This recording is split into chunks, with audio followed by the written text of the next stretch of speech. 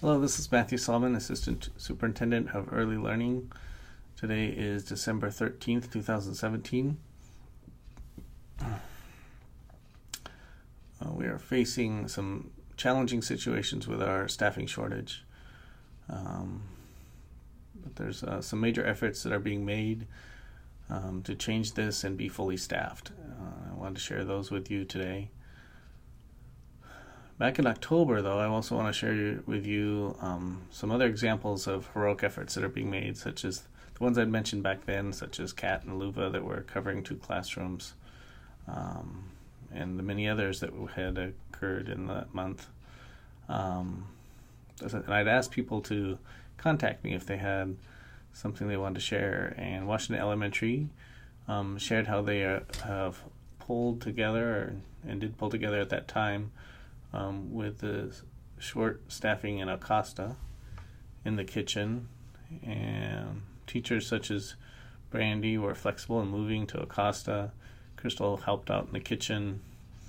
The lead teachers rode the bus at the time, and even though there were 4 staff down, the team made it work. I just want to say thank you, WE team. And though we're in this difficult situation, we have many things, again, that are going to change that. To be fully staffed and to have quality back, what do we need to do, though? It's the question.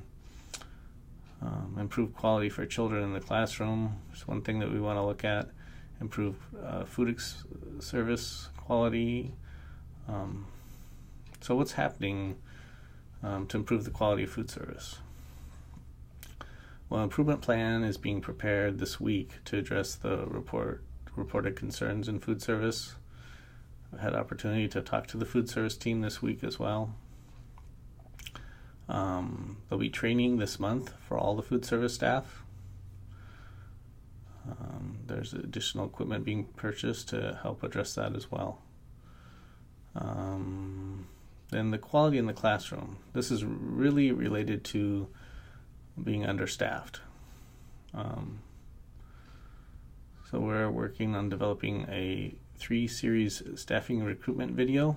It'll have interviews with staff, interviews with parents, and even some cuts with children and talking to the children. We're gathering feedback from the centers regarding the staffing shortage. If you might have been a part of a site meeting where either I or Brenda came in, and Pam will also be going to some site meetings in the future to gather information, input from you, both on the challenges you're facing, which there seems to be some common ones around the shortage, but each center is a little bit different, and they're at different places as far as being understaffed. Some are not understaffed as well. There's some that are fully staffed. And then ideas for solutions. That's something else we want to look at. What's our vision for the future as far as being fully staffed? How would we get there? What's the pathway to getting there?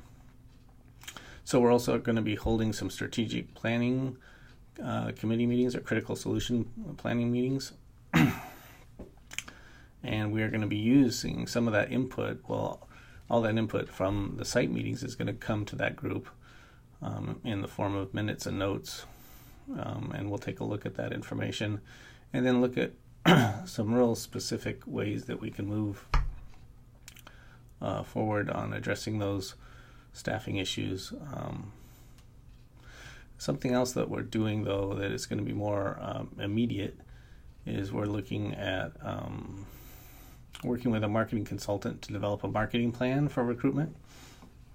They have a 3-tiered approach to that, and one is more immediate and some of it's long-term. But that first, more immediate short-term is hyper-local targeted marketing. That would mean connecting with people that would have already a relationship with the program or see the value of the program. This would be past parents, past employees, but also specific demographic groups local groups in particular center communities. So that's one of the other steps or phases and strategies there. The other would be working on growing our own effort and branding that and making that more visible. And that will help us in the long term. And then the other piece would be working on an overall broadcasting plan and again, lifting that visibility of the program in the community and at large. If you do want to be a part of that strategic planning committee, the meeting is on January 8th. The first one will be on January 8th from 1 to 3 here at the ESD. Please email Pamela Jorgensen. There is a particular makeup of the group. So we'll have 3 specialists, CD and or AC, a COS, at least 2 staff, 2 classroom staff, preferably from the advisory group for the directors, but we've heard that that's been a challenge to get that group together, so we might be reaching out to the larger group. 1 food service or transportation staff, the PC chair, policy council chair, policy council member funded by Head Start, a policy council member funded by ECAP, myself, Pam, and Brenda. And there might be additional meetings for some of the planning. It's important that you're consistent at the meetings because you'll be representing the rest of that group that you are a part of. And it's nice to have that continuity when we're doing some decisions and planning as far as the recommendations that will be going through that group. At least advising and what we're going to be doing. I also want to take a chance to wish you joy and renewal during this winter break. To take some special time to enjoy your family and your friends and those you love dearly. This is the time when you have that additional time to really spend quality time with them. So I'm going to be trying to do some of that time myself with my parents and my family. So anyway, I wish you well and hope to see you in the new year. Thank you. Bye-bye.